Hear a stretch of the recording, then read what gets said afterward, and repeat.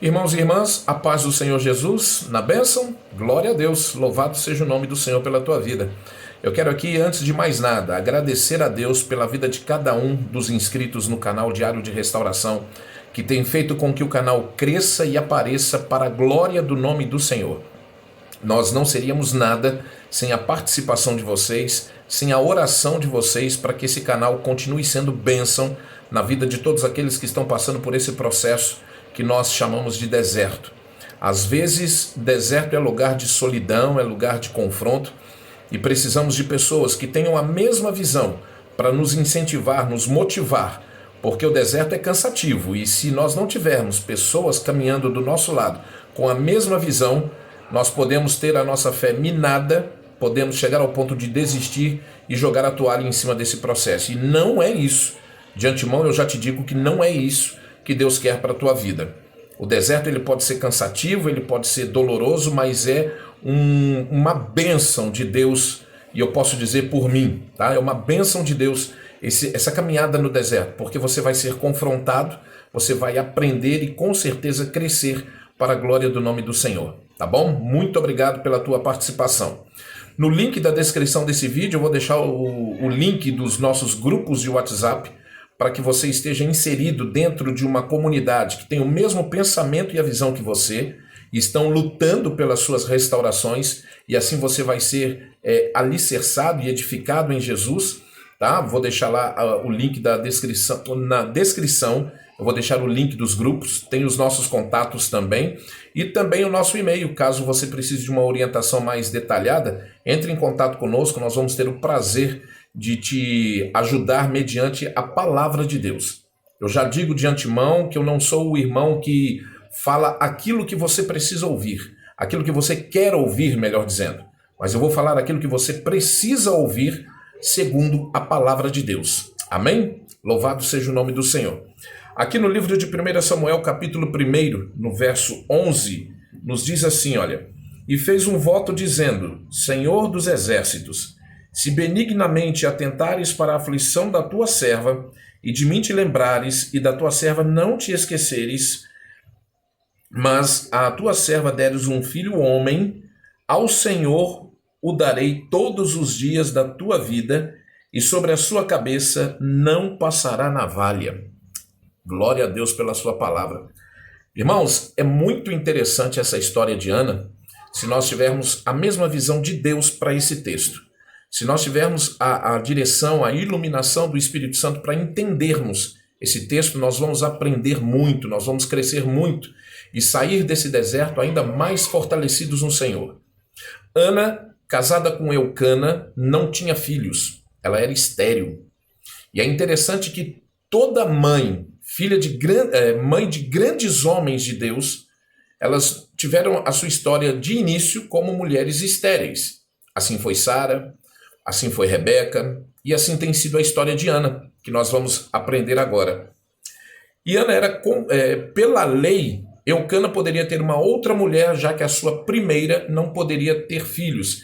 E era muito importante naquela época que a descendência do homem ela crescesse, ela prosperasse.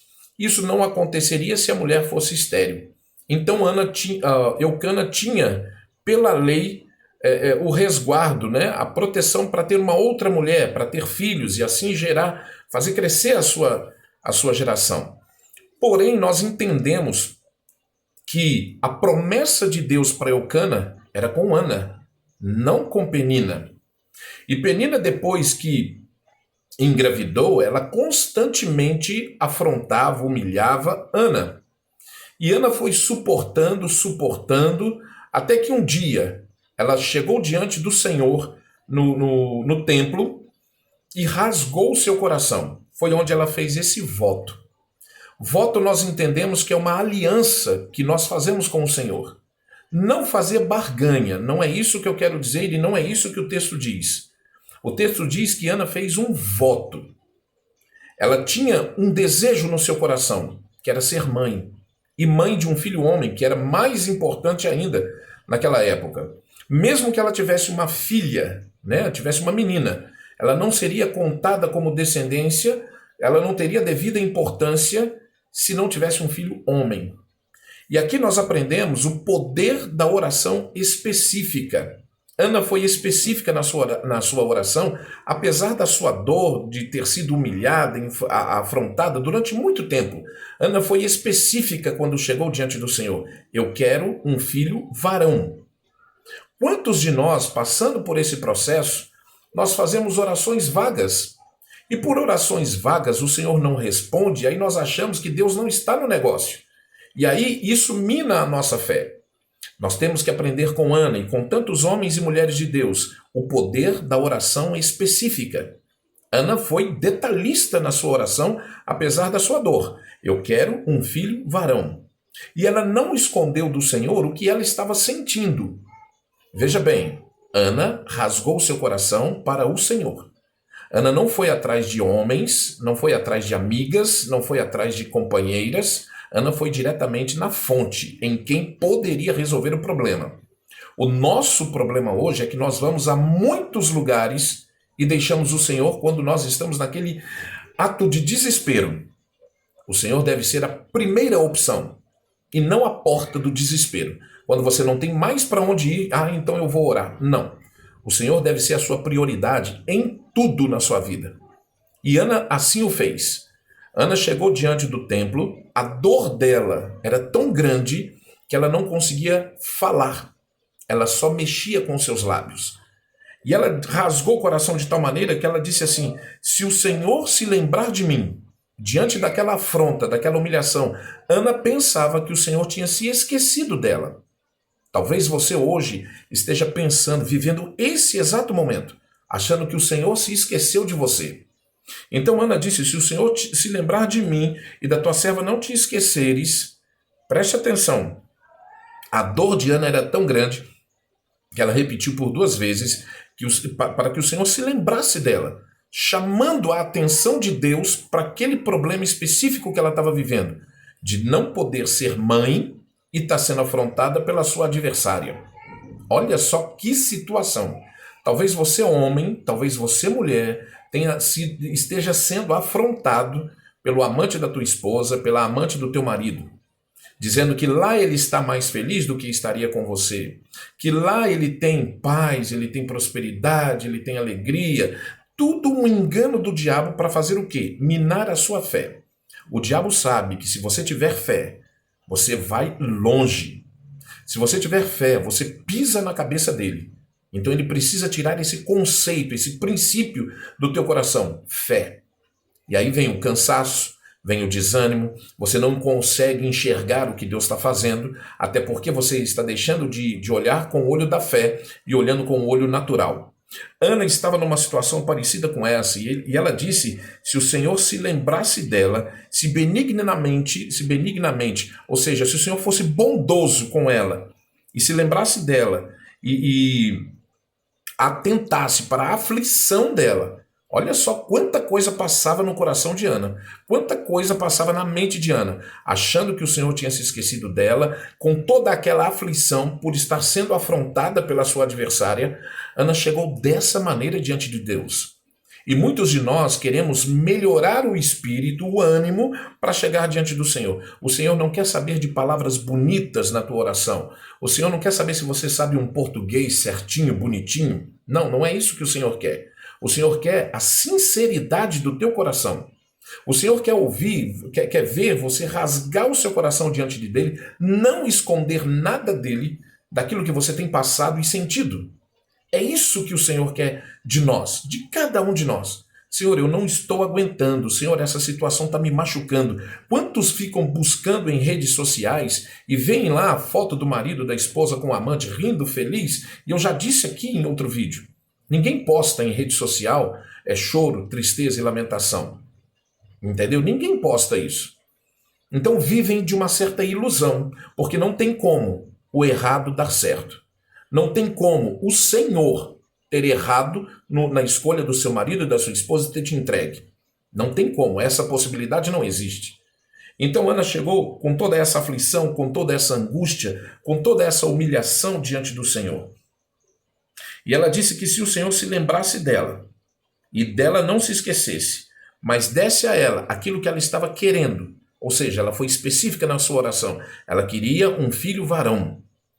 E aqui me chama a atenção porque quando ela faz tudo isso, quando ela se rasga, se abre diante do Senhor com todas essas palavras, ela disse assim, olha, ao Senhor o darei todos os dias da sua vida, e sobre a sua cabeça não passará navalha. Ao Senhor o darei por todos os dias da sua vida. Aí eu te pergunto, qual a motivação? Qual a sua motivação para buscar pela restauração do seu casamento? Qual a motivação para você querer o seu marido de volta em casa, a sua esposa de volta em casa? Qual é a sua motivação? Ana, até então, ela estava pedindo um filho para ela.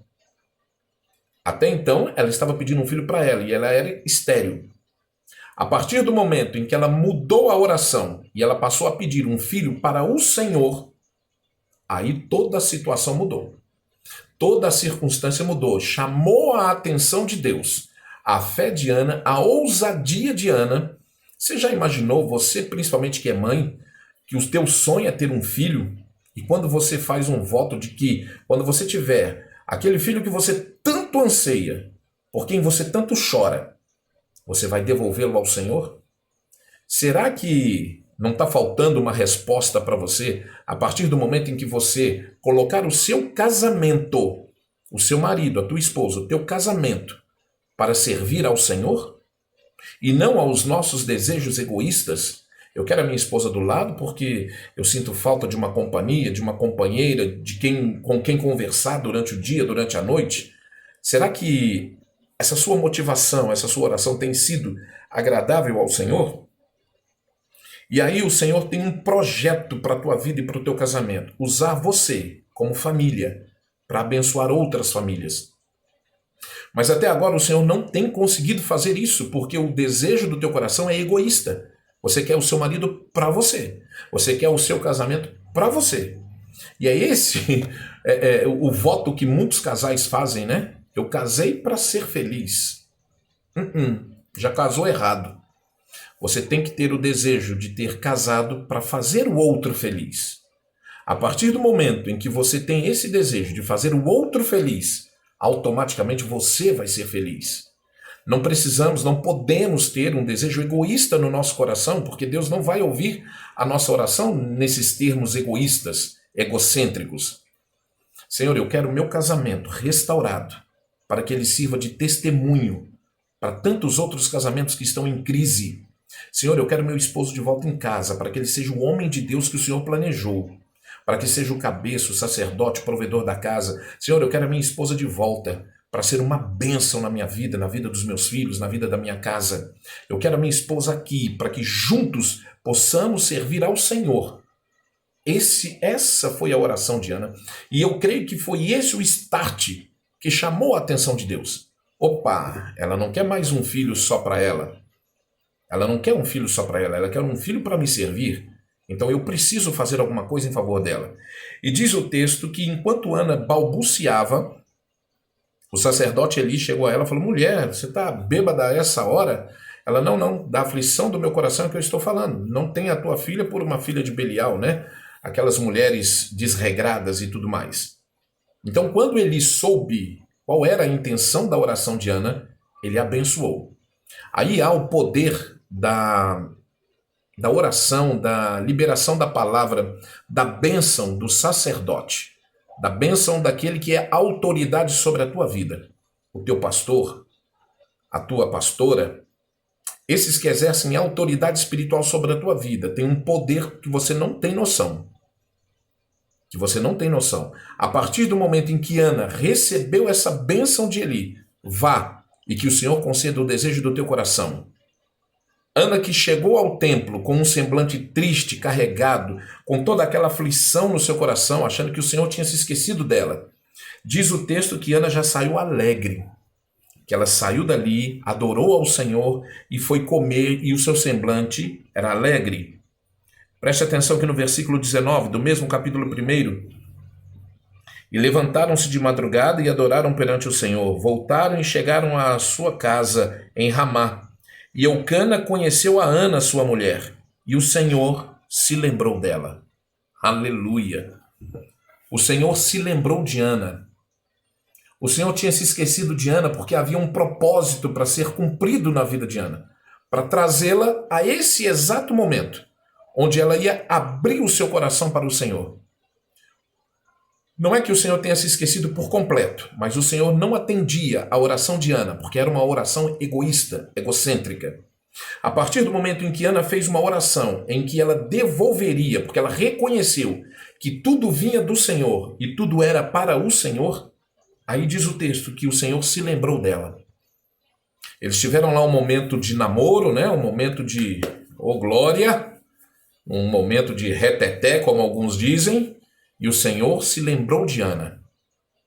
E na sequência do texto, diz que Ana concebeu a Samuel. E passado o tempo de desmamar o bebê, Ana foi lá e cumpriu o voto dela com o Senhor. Quantos de nós fizemos votos de tolo, como diz a palavra? Nós prometemos e quando recebemos a bênção, não cumprimos o voto. Esse é o poder da aliança, o poder do voto. Ana fez um voto, assumiu um compromisso, aliançou-se com o Senhor. O que é aliançar-se com o Senhor? É você começa a pensar, a falar e agir como o Senhor. É como se o Senhor te tomasse, né, se apossasse de você e a partir desse momento, quem anda, quem fala, quem pensa, quem olha, tudo é o Senhor. É o poder da aliança. É por isso que a Bíblia diz que homem e mulher se tornam uma só carne, ou pelo menos deveriam se tornar uma só carne, para pensar e agir como uma só pessoa. E nós vemos casamentos divididos, porque um pensa de uma maneira, outro pensa de outra, e nenhum nem outro quer ceder. Ana cedeu às suas vontades. Ana cedeu aos seus pensamentos e desejos egoístas. Olha, o Senhor, agora eu não quero mais o filho para mim. Eu quero o filho para te servir.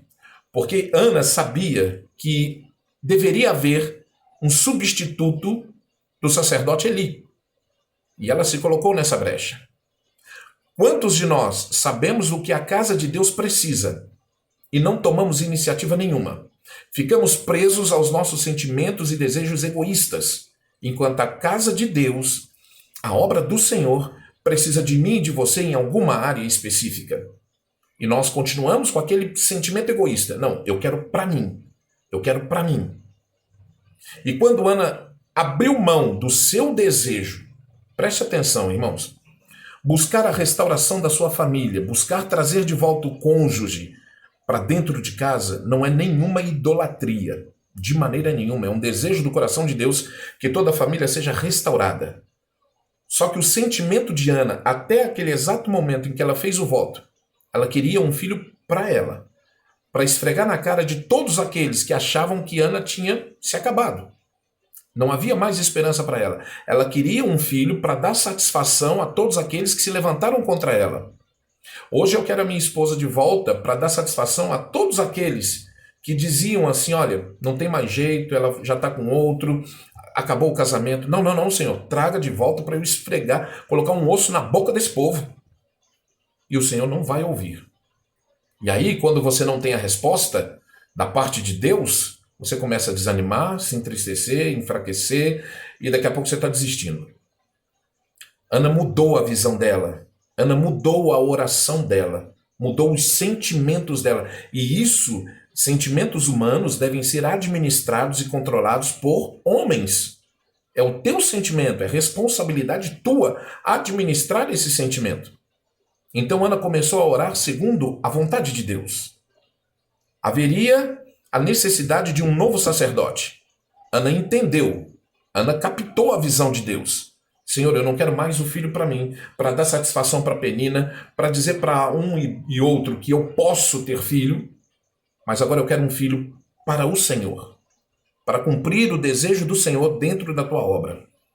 E aí diz o texto que o Senhor se lembrou de Ana, Ana teve Samuel, ela devolveu ao Senhor, e Samuel foi a bênção que nós sabemos que foi.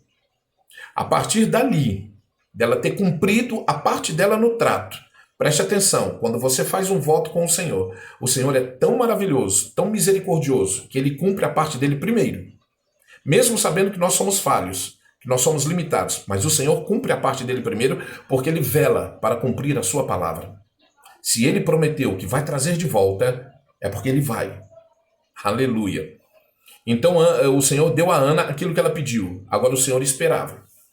Está lá esperando que Ana cumpra a parte dela. E Ana cumpriu. A partir desse cumprimento, vem o que a Bíblia diz que o Senhor faz por nós muito mais do que nós pedimos e pensamos. Porque depois disso, Ana teve mais 5 filhos. Preste atenção, 5 filhos. 3 meninos e 2 meninas. Tal qual a mim. Eu, Marcelo, tenho 5 filhos. 3 meninos e 2 meninas. Só que a minha esposa não se chama Ana. Tudo bem. Fica para uma segunda parte, né? Mas o Senhor cumpriu a parte dele e deu a Ana muito mais do que ela pediu ou pensou. Ela tinha pedido 1 filho varão. O Senhor deu 3. E para não ficar só nos 3, deu ainda mais 2 meninas. Isso significa prosperidade. Isso significa a bênção do Senhor sobre a vida de Ana. Louvado seja o nome do Senhor, porque Ele é fiel para cumprir a sua palavra. Então, irmãos e irmãs, quando Ana levantou daquele voto, ela não se levantou grávida, mas ela se levantou com uma promessa. No espírito, ela se alegrou, porque ela teve uma fé que gerou a convicção de que ela teria o seu pedido atendido. Nós precisamos orar até que haja em nós essa convicção de que nós teremos aquilo que pedimos, se pedirmos de acordo com a vontade de Deus. E aí Ana experimentou a bênção do Senhor, que acrescenta, que não pesa, que não traz jugo, mas que é suave e leve. A bênção do Senhor deu a Ana mais 5 filhos além de Samuel. Olha só que bênção. E é isso que eu declaro sobre a tua vida. Que a partir do momento que você mudar a sua visão quanto ao pedido da sua restauração, o Senhor te dará muito mais do que você está pedindo ou pensando. Desde que você mude a sua visão, de que você ore segundo a vontade de Deus e não por um sentimento egoísta para ter que dar satisfação a homens. Não, mas você tem que impressionar a Deus. Entra no teu quarto, fecha a tua porta, ora em secreto. Esse é o segredo de Deus para a tua vida. Ana fez isso. Ana orou no templo, rasgou o seu coração, disse tudo aquilo que ela estava sentindo. E o Senhor não só ouviu, como atendeu, como respondeu e deu a Ana muito mais do que ela pediu ou pensou. Que assim seja na tua vida a partir de hoje. Que essa palavra produza o fruto para o qual ela foi liberada. Para que você mude a sua visão quanto ao que você está orando e pedindo. Você não precisa dar satisfação para ninguém. Se você está vivendo um momento de humilhação, saiba que você está debaixo de um princípio. Deus só pode te honrar se você estiver humilhado. Deus só pode abrir portas se você estiver diante de portas fechadas. Deus só pode te curar se você estiver doente. São princípios estabelecidos no reino espiritual e que nós precisamos viver na prática. Na prática. Ana, depois de muitas afrontas, humilhações e vergonhas, ela experimentou um tempo de honra. Mas preste atenção que ela não pegou Samuel e foi esfregar na cara de irmão, de irmã, de cunhada, de vizinho. Olha, você falou que eu não ia ter filho, olha aqui, ó. Não. Essa honra, essa visão, Deus, o próprio Deus, pelo Espírito Santo, vai fazer com que todos vejam. Porque esse é o segredo da oração. Você ora em secreto, mas a recompensa é pública. Todos verão. Amém? Louvado seja o nome do Senhor e que você seja ricamente abençoado por esta palavra e que o Senhor te dê muito mais além daquilo que você está pedindo ou pensando. Mas mude a sua visão. Mude o foco da sua oração para que o Senhor possa se lembrar de você em meio a essa situação de humilhação e vergonha que você tem vivido e possa você experimentar tudo aquilo que o Senhor tem planejado e projetado para a tua vida, para o teu casamento e para a tua família, em nome de Jesus. Amém?